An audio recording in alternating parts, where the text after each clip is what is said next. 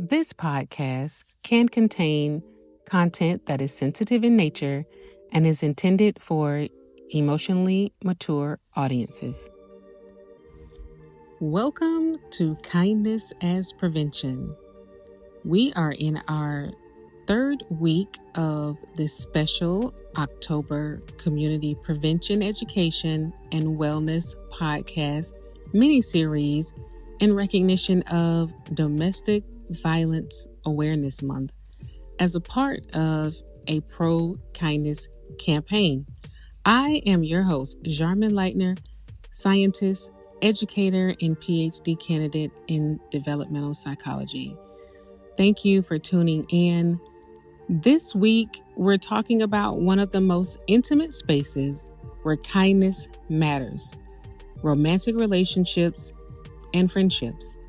We'll look at how respect, trust, and honesty help form the foundation of healthy love, because kindness in relationships is more than words. It's how we honor boundaries, support growth, and choose love without harm.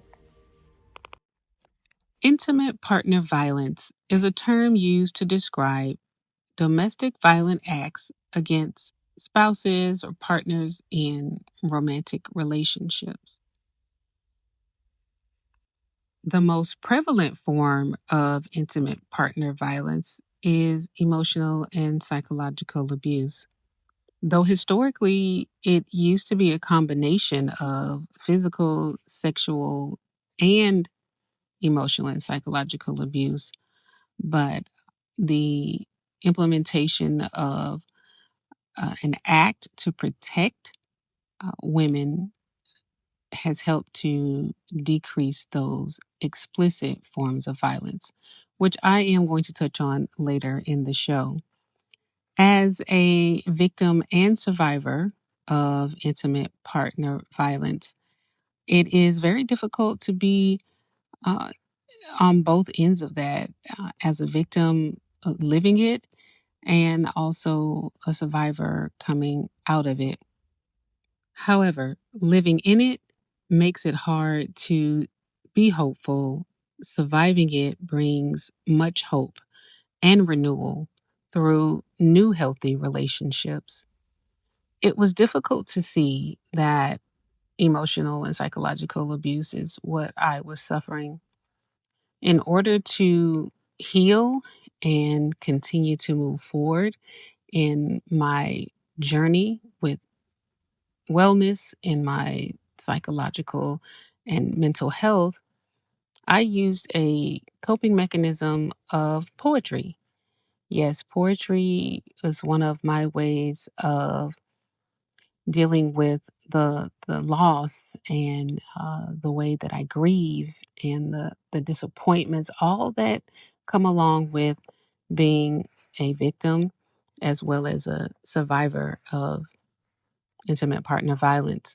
I didn't want to hold on to any resentment and bitterness. And believe me, it is a process. It does take effort. There is a pursuit that is needed in order to heal from all the emotional pain and the trauma that comes from being in a relationship, a romantic relationship, whether it's marriage or a long term partner or dating. Those relationships that are present with intimate partner violence, it takes time to heal those wounds. So today I'm going to share a poem that I wrote. It was probably about 6 months into my second and final separation from my husband. And I was using writing poetry as one of my healthy coping mechanisms. Take a listen. Eyes open, I breathe. Heart feels like it's running a race.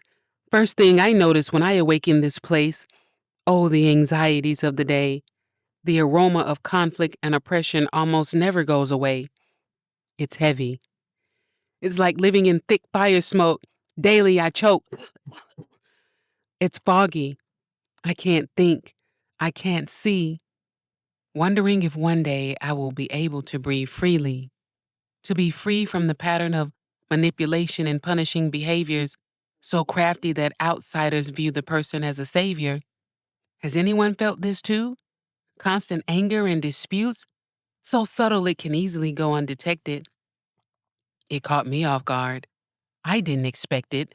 The lack of empathy and concern for my emotional hurt and pain. Can I live with this anymore? No! I think I'd go insane, like my mom did under the hand of abuse from her spouse.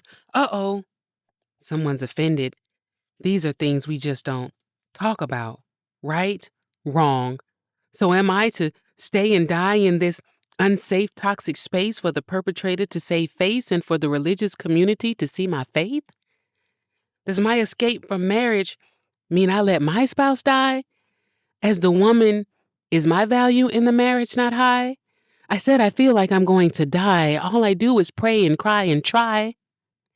Nothing changes. I wither by and by. There is no hope here. The atmosphere won't clear.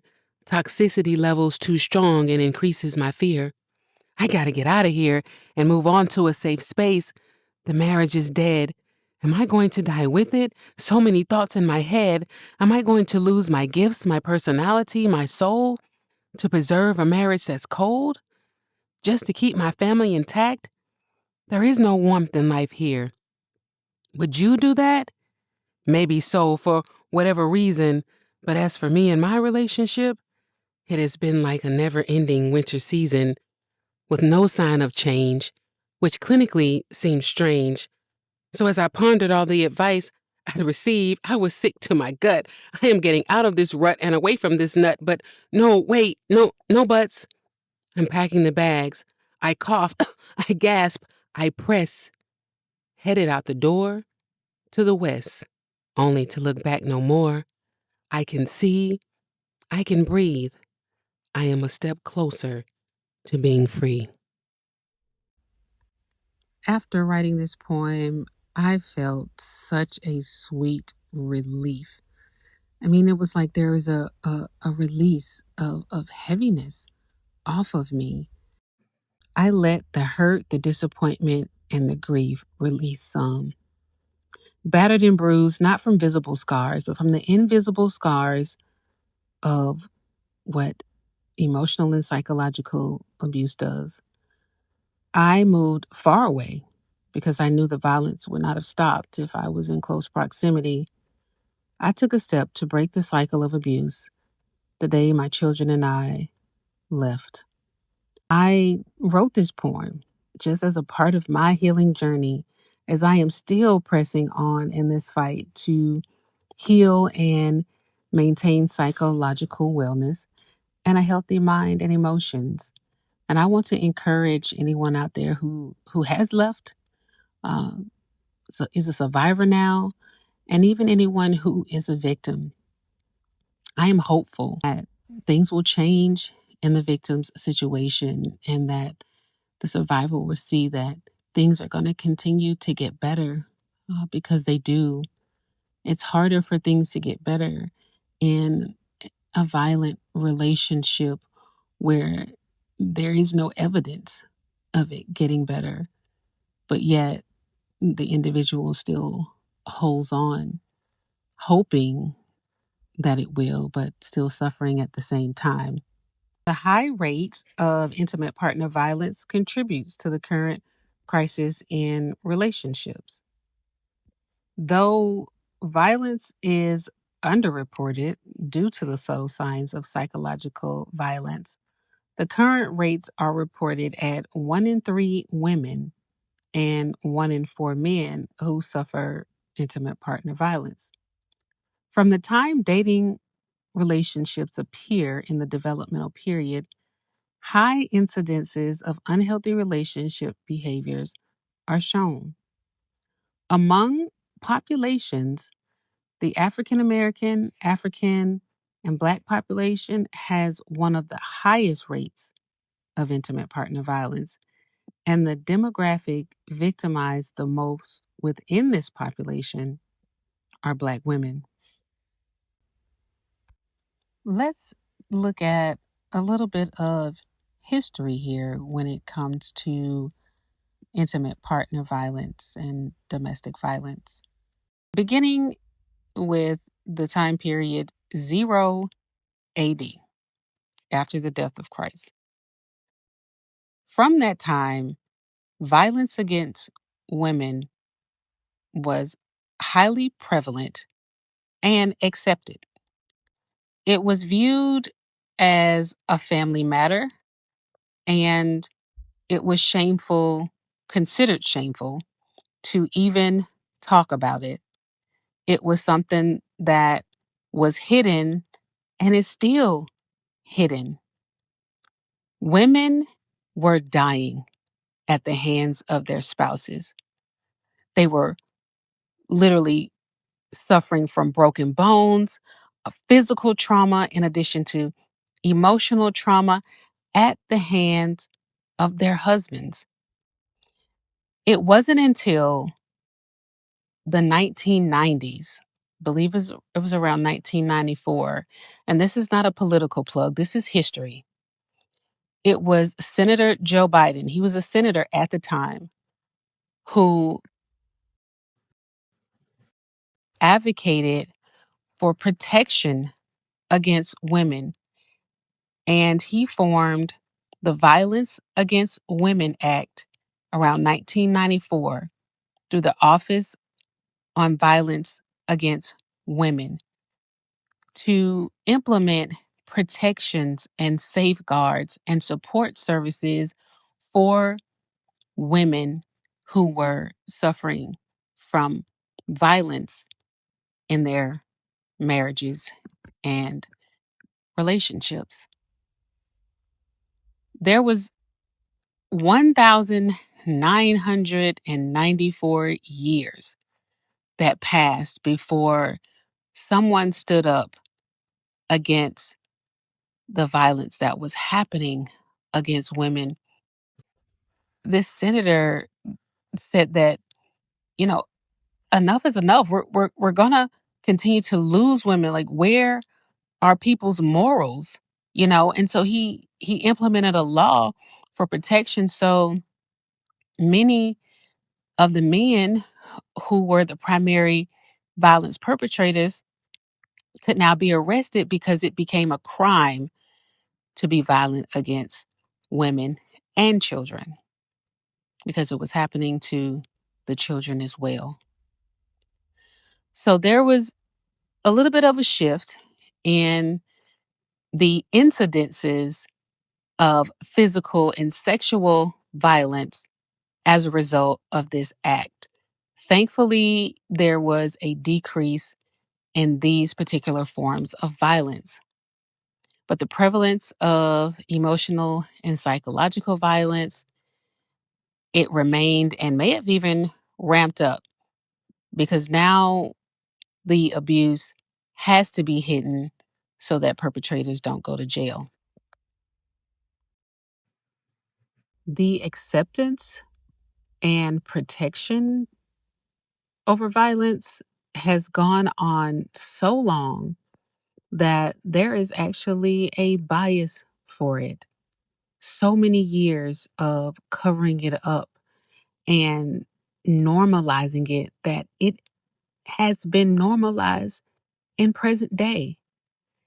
Kindness mindedness would shift that, prioritizing kindness as a lifestyle in our romantic relationships, the way that we are treating our spouses and our significant others. Males have historically and are still currently the primary perpetrators of intimate partner violence. However, women have become increasingly perpetrators of intimate partner violence as a result of the trauma that has happened to them. And so, again, here's that cycle. They carry it on into their next relationship, or into their parenting relationship, or into their friendships. And so, in order for this cycle to stop, we all have to be intentional with treating each other with kindness. in the most intimate spaces, in the spaces where, as human beings, we desire emotional connection that is safe, that gives a sense of belonging, that provides a sense of encouragement and empowerment. That is where the healthiness is. That is where the significant benefits come, is when we are treating each other with kindness.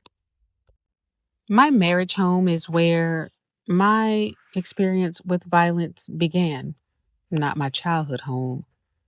My parents were not perpetrators of child abuse against me, nor did I experience any other acts of violence throughout my childhood. And I just want to point out that there is a difference in how violence in childhood is treated versus violence that happens later on in adulthood. There's a difference because one happens in the formative years, which creates an unhealthy and toxic perspective regarding relationships, versus someone who has not experienced the violence early on. There is this belief out here in global culture, as it continues to support violence. There's this thought that everyone in relationships have red flags. And no, they don't. Red flags are set aside for acts of violence and severe dysfunction from one individual in a romantic relationship. Everyone has differences in their personality and their experiences that can sometimes cause conflict that can be resolved in a healthy way when there are two healthy individuals. Psychologically speaking, romantic relationships and even friendships have three types of partnerships. Healthy partnership, that's where both people are healthy. Their backgrounds don't come with childhood trauma that has to be worked through. Maybe they've experienced something later on in their life, but the foundation for both of their lives in their formative years is healthy. Then you have where there's a healthy partner and an unhealthy, one who has not had any early childhood trauma and one who has. And then there's the couple that both have unhealthy backgrounds in their childhood where they both have experienced violence and trauma. All three of those are going to have different needs when it comes to making sure that their relationship is healthy and operating at its maximum, and that both people are experiencing those benefits that kindness brings. For couples who fall in that healthy category, it's typically easier to move through relationships and have strong relationship health and navigate conflict and resolve it in a healthy way and continue to grow in support with one another. That those relationships have a foundation of kindness and understanding how to treat one another and a willingness to treat each other well and make sure that the relationship is just overflowing with an abundance of joy and support for one another. The second category, where there's a healthy and unhealthy person, gets a little bit trickier. This is probably one of the most difficult ones to be in because one person has a perspective that's on the total opposite end of the spectrum from the other. The unhealthy partner is viewing life through a tainted lens that violence has caused against them in their childhood. The one who is healthy can see through a more healthy perspective. And so there is this potential constant conflict and cycle that's hard to get out of because one is healthy, is wanting to fight for it and put forth the effort to make it happen, but the other can't see that they are toxic and violent to even put forth an effort to make the relationship move in a direction that is healthy. And then there's category number 3, where there are two unhealthy individuals. And that's when both of them, again, come with childhood trauma. And this one can also be tricky because there can be a familiarity with violence that settles with couples in this category because violence is comfortable, it's familiar. And so it is hard for both to see that they're caught in a cycle of violence because this is what they both know. It can also become hard if one of the partners realizes that there is some dysfunction and serious need for growth in the area of relationship health and they work on it and their partner doesn't, it can still be a struggle. This is to educate you all. It's not to make anyone feel bad about where they fall in these categories or whether they have childhood trauma or not.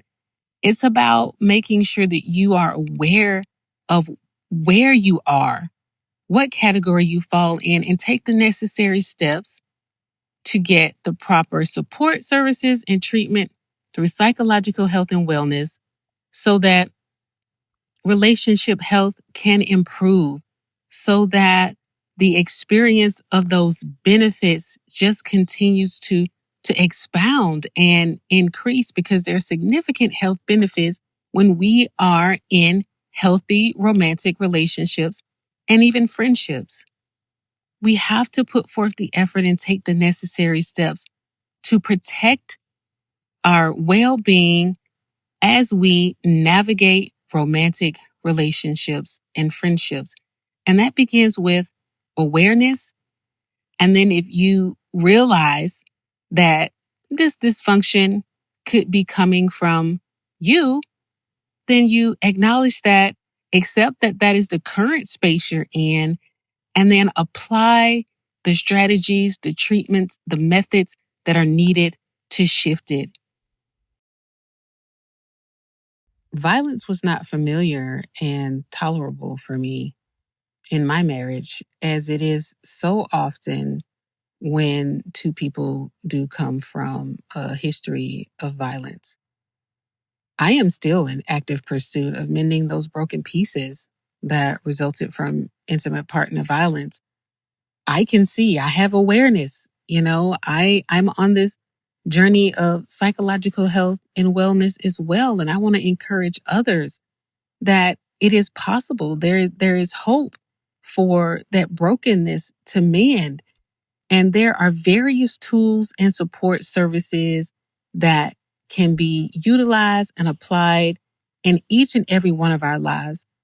Nothing is cookie cutter when it comes to health and wellness.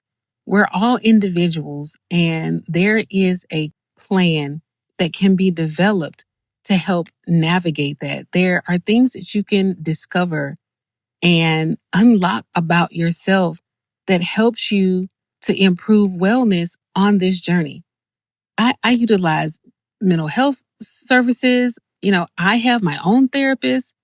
I even went through therapy during my marriage as one of the steps and tools that were used several times to try and resolve the conflict, to improve relationship health, to make sure there was wellness across the board and that the home and marriage relationship was filled with love and kindness and not violence. So it is an effort that has to be taken. And there is also the need for intentionality for kindness. You know, I don't wish toxic relationships on anybody. Toxic relationships can be so difficult to identify. It's like having a drink that has a Mickey in it. Some of you have heard that term. I was slipped a Mickey. You know, it just mixes right in. It blends right into the drink, and it doesn't have to be alcohol. I know that that term is typically used when it comes to alcoholic beverages because Mickeys are easier to be disguised in those drinks. But it could be a strong soda or a dark flavored drink. It could be anything where that poison or toxicity can hide. And that's what it does in romantic relationships and even friendships when it's emotional and psychological abuse. There's so much goodness, or that good taste or that good feeling that's still there, but that poison and that toxin is still present as well. And the damage that comes from it still happens. It's not easy to step out here and share this message through a pro-kindness campaign, but I know that there are so many people who are suffering, and I know there's so much need for positive change in our romantic relationships because statistically speaking, relationship health is overall poor, and the mental health crisis and the rate of divorces and single parenting, all of those things are increasing. And for the sake of community wellness and health, we all have to hear that there needs to be a shift in how we're treating each other. There needs to be a shift in what we believe about violence. And that belief right now is that it is okay, is that perpetrators should be pardoned because they should be met with compassion and forgiveness. And that is the side that is heavily weighed upon, but not the side of accountability. Kindness is accountability. Kindness is also compassion and forgiveness as well. But there has to be a mixture of all of it for health and wellness to improve. Otherwise, the cycle will continue to remain. There are people in relationships right now that I know it feels like you are suffocating because of your silence. You feel alone and unsupported, and it may even feel like you're going crazy and don't know what to do. I have heard from countless women in my private practice of mental health services talk about their toxic experiences. I've heard the stories of women in domestic violence support groups, many in which their stories were worse than mine, landing them in the hospital with broken bones, organ bleeds, weeks in the hospital, but still no doctor, no nurse, no medical professional reporting the violence. Kindness says, I am going to go to great lengths to ensure that a person, a partner, a spouse is protected and pampered, not bruised from being an emotional, verbal, physical, or sexual punching bag. Kindness in relationships is what is going to prevent violence. The frequency of kindness on any given day is going to change the relationship atmosphere.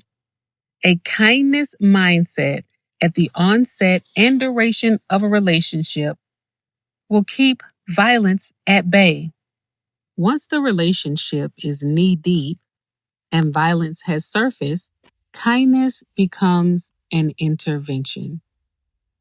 Can we take a moment to consider that we may be a perpetrator of violence in our romantic relationship or even friendship?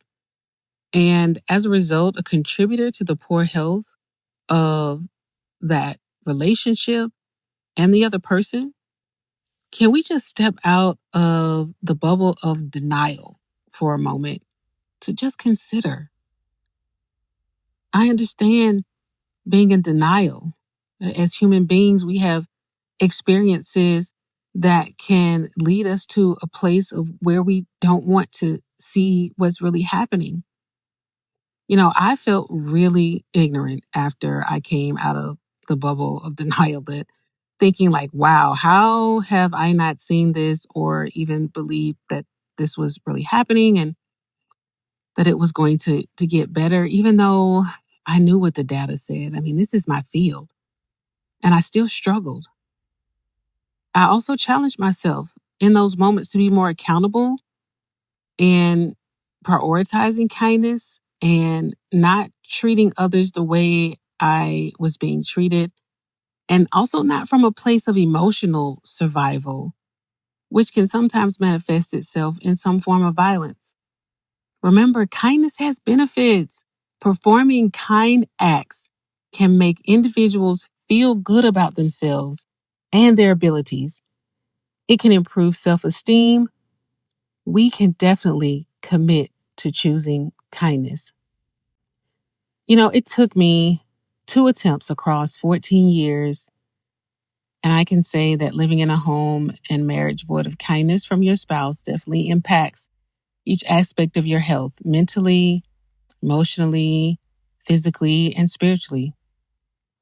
If you have a healthy and positive mindset of hope, joy, peace, goodness, kindness, the violence slowly rips that away from you. That was my experience. And according to research, that is what it, in essence, ends up being.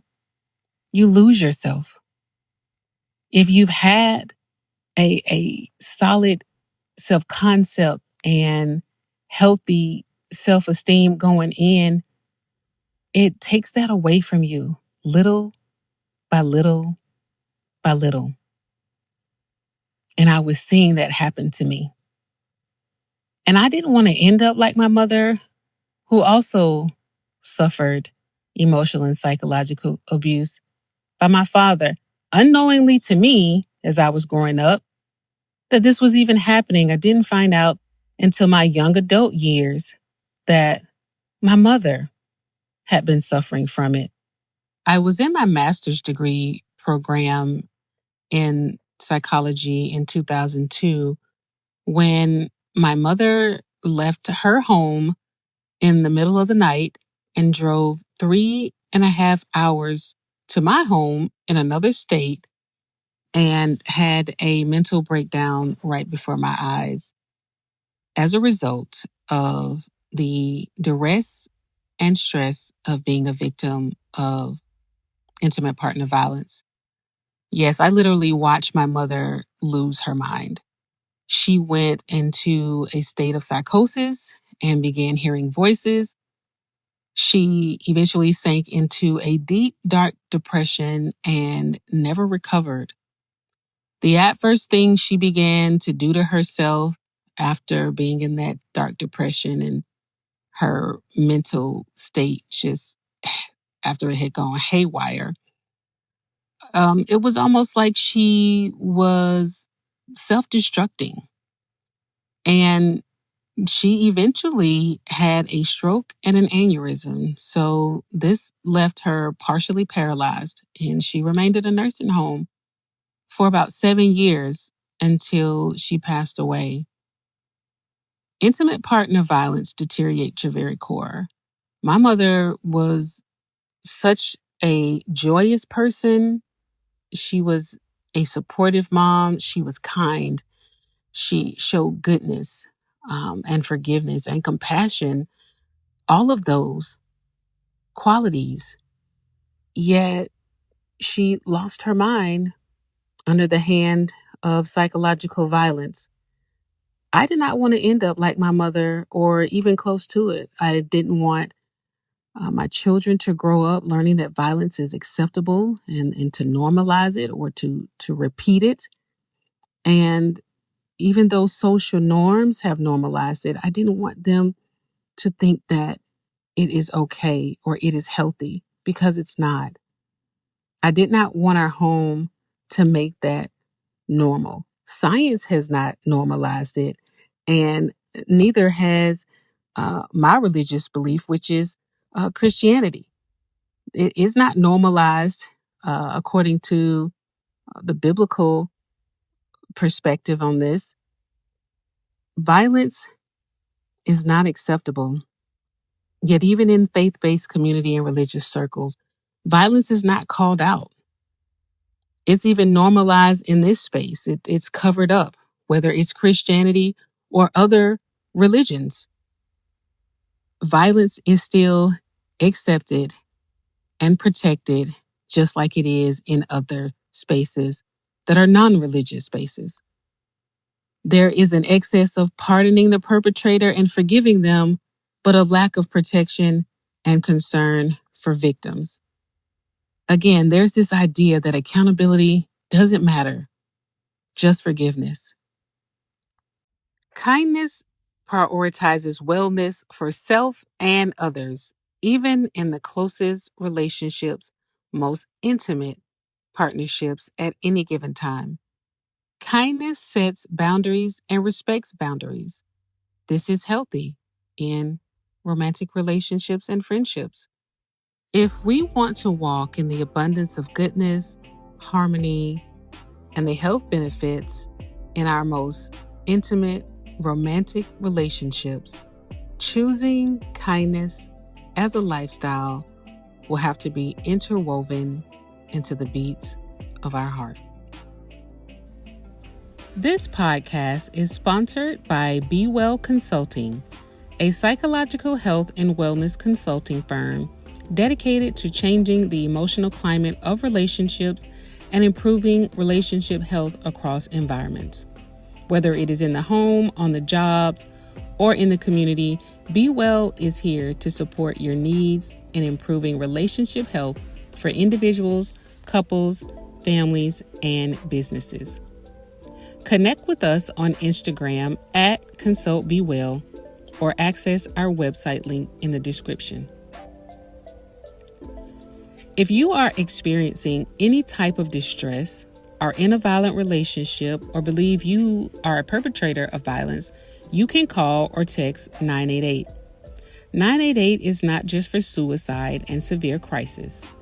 988 is available for any moments in mental health you experience. If you are a victim of domestic violence, support groups can be very beneficial for your healing. Living Waters of Hope has an online domestic violence support group called Oasis. If you are a perpetrator of violence, seek professional support services. Depending on the area you reside in, there may not be many local support groups for perpetrators, but there are some online. And whether you have experienced violence as a victim, perpetrator, or never experienced it, I encourage everyone to learn what is healthy versus unhealthy in mental and psychological health from professionals in the field. This will provide you with a better understanding of what you personally need to establish and maintain psychological health.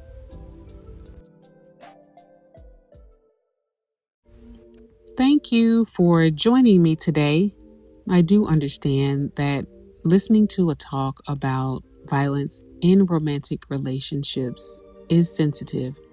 So if you have been able to hang in here with me, I am grateful and hope that you were able to glean from these insights and take something away that is beneficial. If this episode encouraged you, share it with a spouse, partner, friend, or another loved one. Remember, healthy relationships are not built on fear or control, but on kindness, respect, and safety. Together, we can reimagine love as a place of healing, not harm, strength, not sabotage, and vibrance, not victimization. Join me next week in our final episode of our October mini-series in recognition of Domestic Violence Awareness Month. We will move into our faith-based communities exposing the unfruitful works of darkness and highlighting how kindness is critical in these community spaces.